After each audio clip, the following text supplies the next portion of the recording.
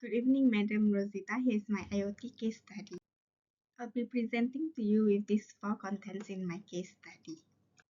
Starting off with the features in the five protocols and its real-world application. First is the Bluetooth version 5.4. New features includes periodic advertising with responses. It works over low Bluetooth energy, which helps device communicate more organized and efficient way while saving battery and improving responsiveness. It acts as a central device which can communicate back and forth with many small IoT devices at the same time. Another new feature is the encrypted advertising data, which is designed for massive device scalability and protects information that device broadcasts.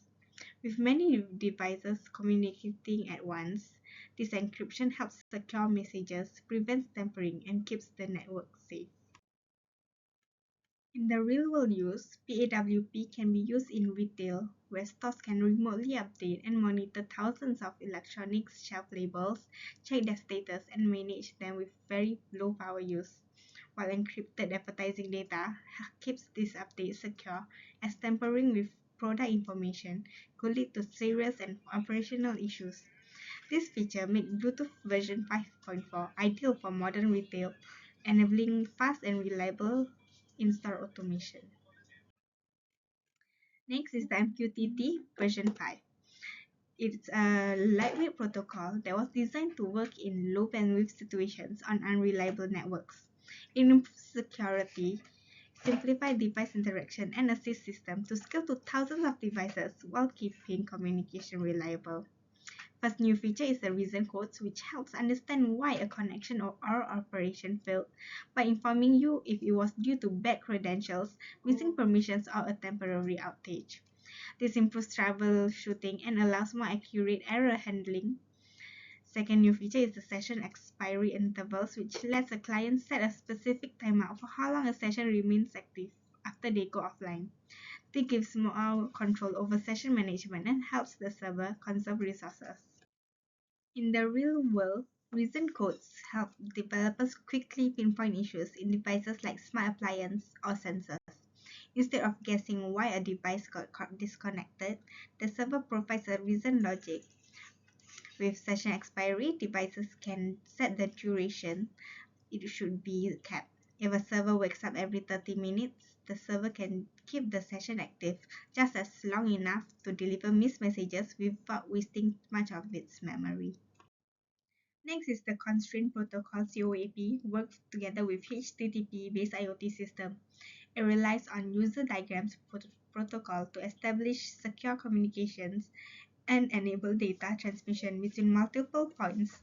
COAP built-in discovery feature allows IoT devices to automatically find each other and identify available resources without prior configuration.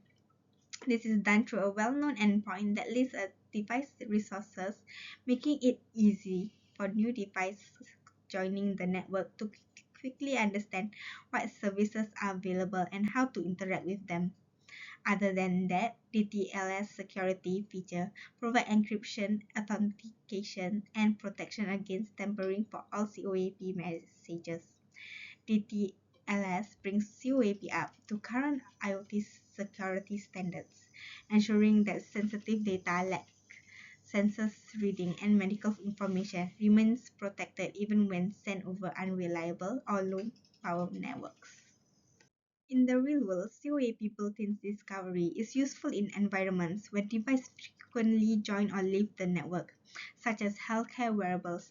For example, a wearable device can quickly identify and connect to monitoring hub as patients move around, ensuring continuous data collection, while DTLS security protects sensitive data as it travels across these networks. In industrial IoT, it ensures commands sent to machines cannot be intercepted or tampered with. For cellular 5G, it provides faster, smarter, and more reliable connectivity where communications range over longer distances. They provide high bandwidth and reliable communication capable of sending high quantities of data.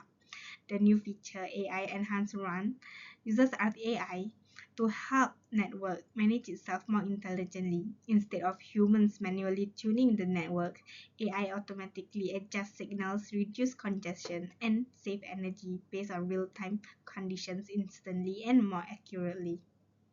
Another feature, NTN, expands 5G coverage beyond traditional cell towers by using satellites and high-altitude platforms.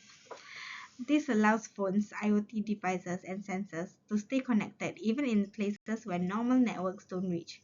It improves reliability by acting as a backup when the ground network fails.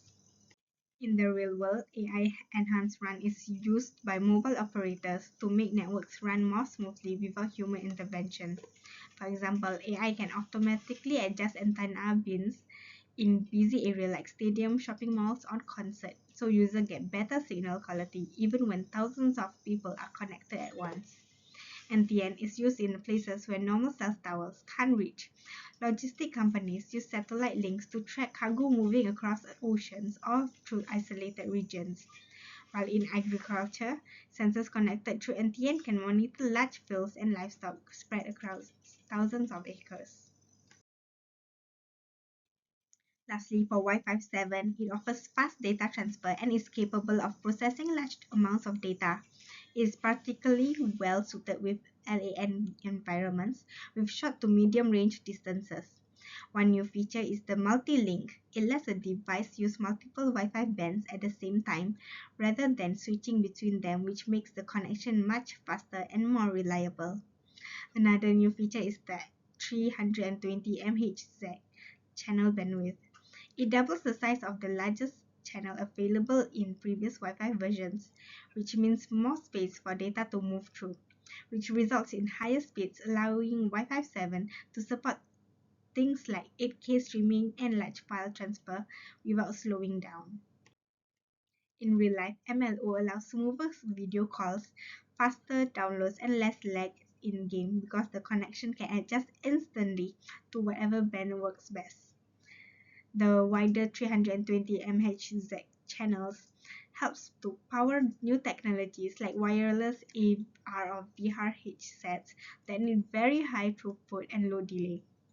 In businesses, these wider channels support high-density environments like stadiums and offices where many devices connect at once. Next, I'll share about the cellular 5G attack. I'll be talking about the IMSI catcher attack. From Zitia's article, Did 5G Kill the IMSI Catcher?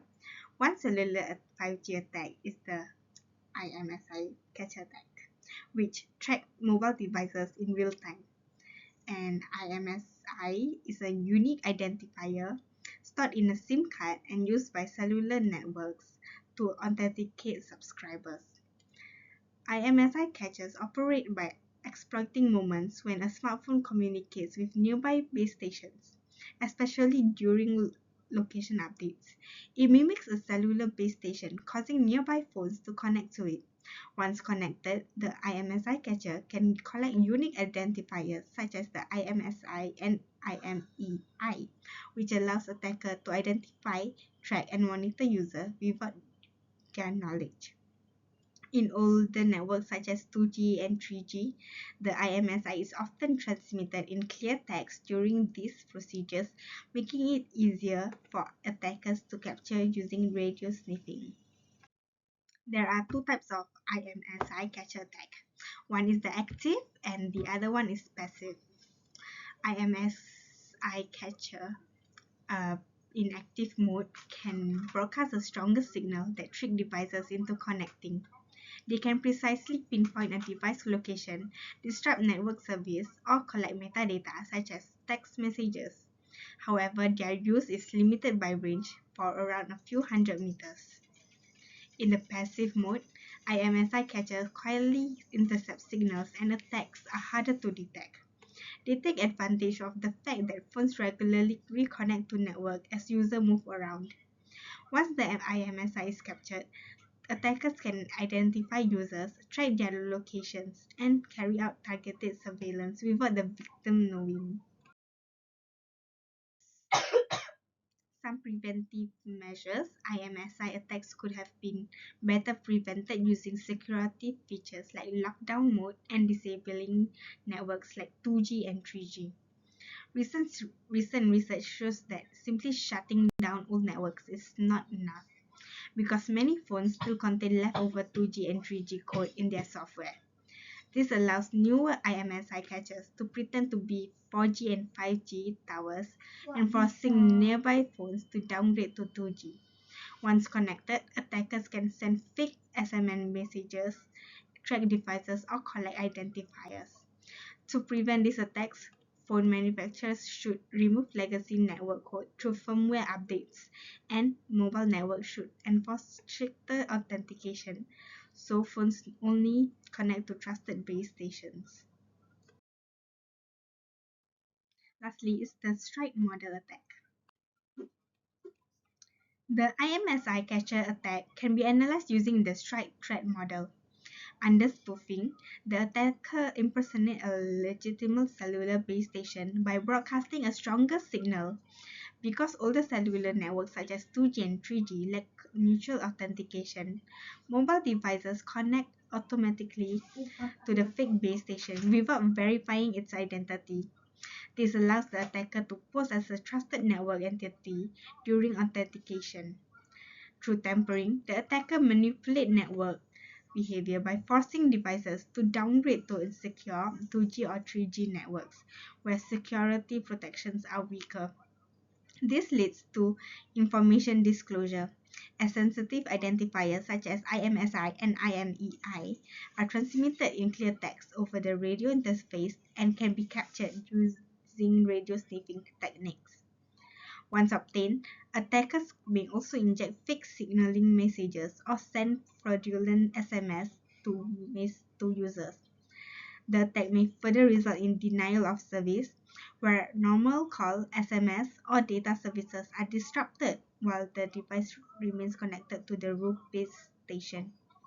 Due to repudiation, passive IMSI catchers are difficult to attack and trace, as there are no strong authentication logs linking to the attacker to the activity.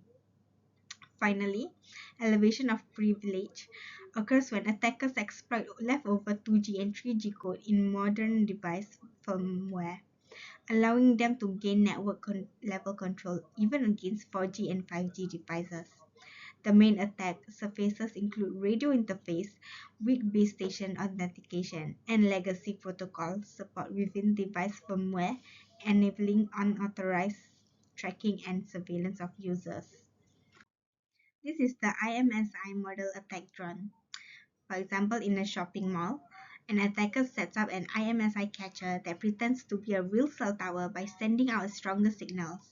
Nearby phones then automatically connect to it and disconnect from the real tower outside the shopping mall.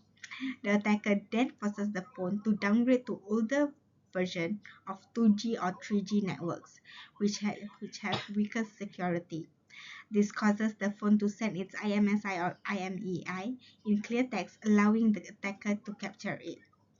Once collected, the attacker can then track users, monitor movements, send fake SMS messages.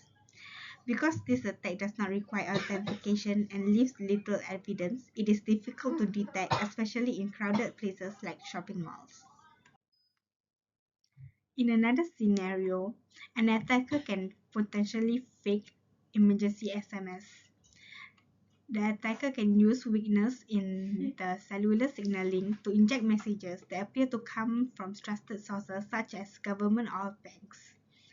When users receive the message, it may warn them of a fake emergency like account suspension or security alert and include a malicious link or instruction. Because the message looks legitimate and comes through a cellular network, many users may trust it and act quickly. This can lead to phishing, malware installation, or panic.